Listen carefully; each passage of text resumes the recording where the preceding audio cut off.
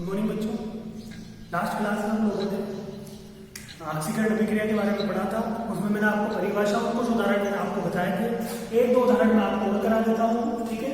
तो ऑक्सीकरण अभिक्रिया किसे कहते हैं, इसका एक और उदाहरण मैं आपको दिखाऊँ।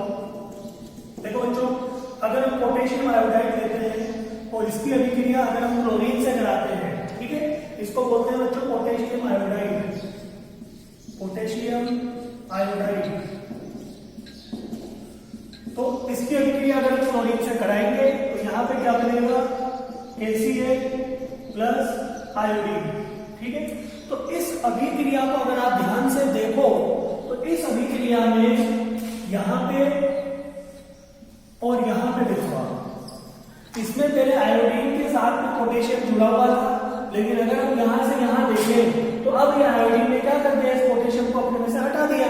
तो वो पोटेशियम क्या था, पोटेशियम था विद्युत धनी तत्व। याद करो मैंने परिभाषा में लिखाया था कि अगर किसी पदार्थ में से विद्युत धनी तत्व का निष्कासन होता है तो वह अभिक्रिया भी ऑक्सीकरण अभिक्रिया कहलाती है, ठीक है। तो यहाँ पे क्या हुआ, विद्युत धनी तत्व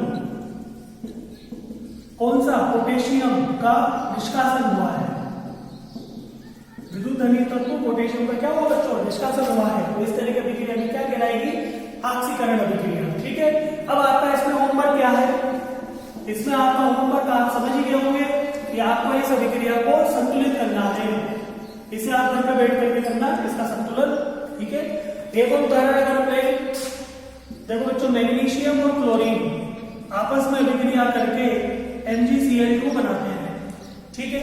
इस अभिक्रिया में अगर आप देखो तो मैग्नीशियम से यहाँ क्या बना, MgCl2, यानी कि मैग्नीशियम ने अपने साथ में किसको जोड़ा, क्लोरीन को। और क्लोरीन की प्रकृति क्या होती है, विद्युत ऋणी। तो इसमें क्या हुआ, विद्युत ऋणी तत्व का योग हुआ है। तो ये भी अभिक्रिया क्या कहलाएगी, ऑक्सीकरण अभिक्रिया। इस अभिक्रिया में क्या हुआ बच्चों, विद्युत ऋणी तत्व क्लोरीन का योग हुआ है। देखो, विद्युत धनी तत्व और विद्युत ऋणी तत्व हमने को क्यों बोला, ये आप आगे की क्लासों में समझोगे। हाल फिलहाल के साथ आपको याद रखो कि यदि विद्युत धनी तत्व का निष्कासन होगा तो वो भी ऑक्सीकरण अभिक्रिया कहलाएगी, और विद्युत ऋणी तत्व का योग होगा तो वो अभिक्रिया भी ऑक्सीकरण अभिक्रिया कहलाएगी, ठीक है। तो ये दो उदाहरण और आप लिख लेना बच्चों की कॉपी में, और बाकी के उदाहरण तो मैंने आपको वहां पर कंप्लीट करा दिए, ठीक है। अब हम आगे स्टार्ट करते हैं अपचयन अभिक्रिया के बारे में। तो आप इनको अच्छे से लिख लेना, और बच्चों के नोट्स बनाना जरूरी है, और नोट्स आप टाइम से टाइम बनाते रहो।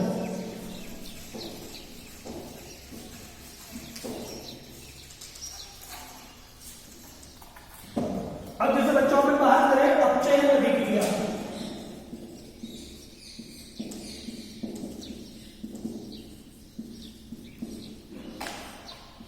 तो अपचयन अभिक्रिया किसे कहेंगे कि ऐसा पदार्थ जिसमें हाइड्रोजन का योग होगा या ऑक्सीजन का निष्कासन होगा, या किसी पदार्थ में विद्युत धनी तत्व का क्या होगा, योग होगा। विद्युत धनी तत्व कौन कौन से बताया मैंने आपको, पोटेशियम है, मैग्नीशियम है, कुछ एक दो याद रखो।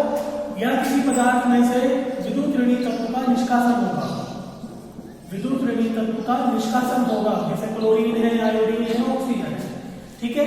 तो इसको आपको ध्यान रखना है। ये बिल्कुल जो अपचयन अभिक्रिया है ये ऑक्सीकरण अभिक्रिया का ही रिवर्स है, उल्टा है उसका ही, ठीक है। आप अगर ऑक्सीकरण अभिक्रिया की परिभाषा को देखो, ये बिल्कुल साइन मैंने बदल दिए हैं, ठीक है, बस बिल्कुल उसको उल्टा है, ठीक है। तो किसी पदार्थ में हाइड्रोजन का योग होगा तो वो अभिक्रिया क्या कहलाएगी बच्चों, अपनी अपचयन अभिक्रिया। किसी पदार्थ में से ऑक्सीजन का निष्कासन होगा तो अभिक्रिया भी अपनी अपचयन अभिक्रिया कहलाएगी। या किसी पदार्थ में विद्युत धनी तत्व का योग होगा तो वो भी अपचयन अभिक्रिया। या किसी पदार्थ में से विद्युत ऋणी तत्व का निष्कासन होगा तो वो अभिक्रिया भी अपनी अपचयन अभिक्रिया कहलाएगी, ठीक है। अब मैं एक एक करके इनके उदाहरण बताता हूँ आपको। जैसे बच्चों हमने लास्ट क्लास में कॉपर ऑक्साइड बनाया था, तो कॉपर ऑक्साइड जब हमने लास्ट क्लास में बनाया था तो मैंने कहा था कि ब्लैक कलर का होता है। अब आप इस कॉपर ऑक्साइड में क्या करो, हाइड्रोजन को प्रवाहित करो इस कॉपर ऑक्साइड के ऊपर, तो यहां पे आपको दिखेगा H2O प्लस C।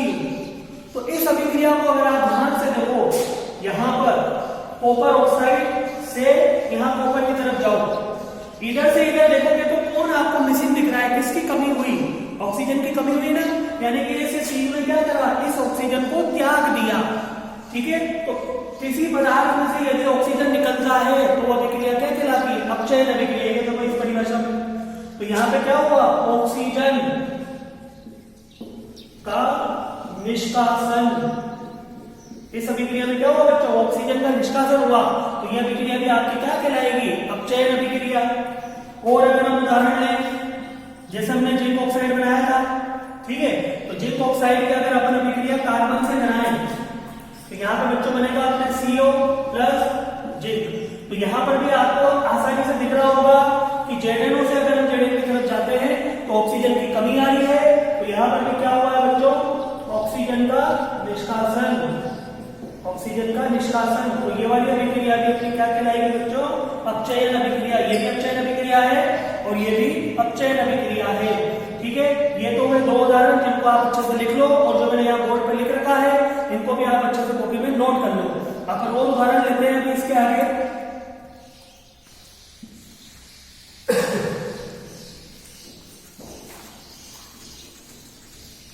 अब जैसे अपन और उदाहरणों की बात करें तो जैसे मान लो अपन ने लिखा है यहाँ पर CH2 डबल बॉन्ड CH2, जिसे अपन बोलते हैं बच्चों एथिलीन प्लस हाइड्रोजन। ये आपस में अभिक्रिया करके CH3 बनाएंगे, इसे बोलेंगे हम लोग बच्चों एथेन। तो देखो इस अभिक्रिया में क्या हुआ? अगर आप इस पदार्थ में देखो तो टोटल हाइड्रोजन की संख्या कितनी है? यहाँ पे कुल हाइड्रोजन कितने हैं बच्चों? 4, 2 तो ये और 2 ये। और अगर आप यहाँ पे देखो तो यहाँ पे कुल हाइड्रोजन की संख्या कितनी है? 6। यानी कि इस पदार्थ ने क्या किया? हाइड्रोजन को अपने में जोड़ लिया।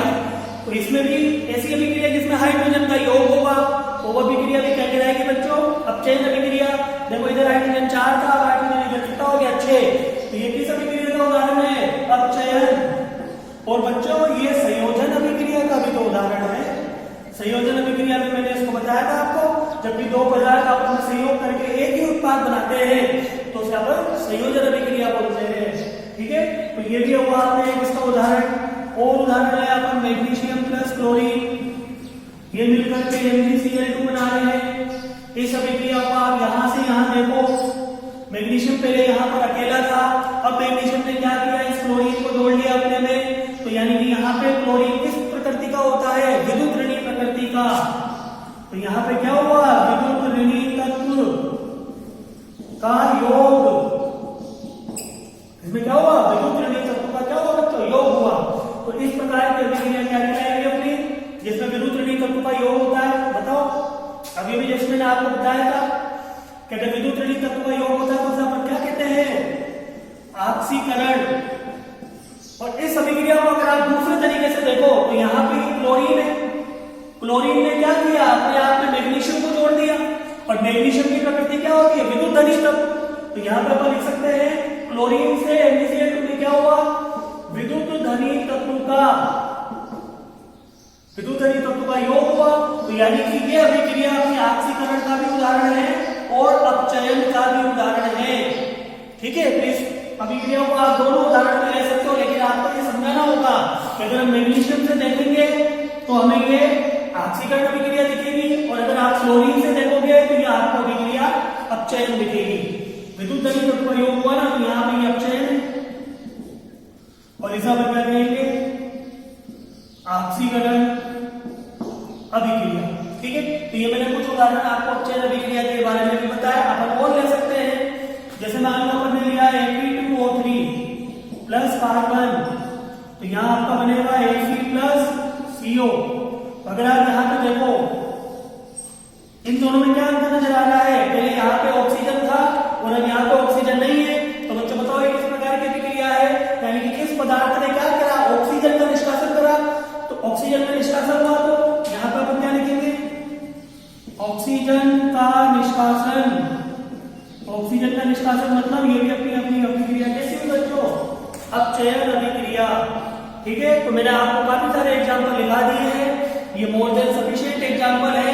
ठीक है, इन एग्जाम्पलों में से आप एक उदाहरण पर आपको पहचानना आना चाहिए।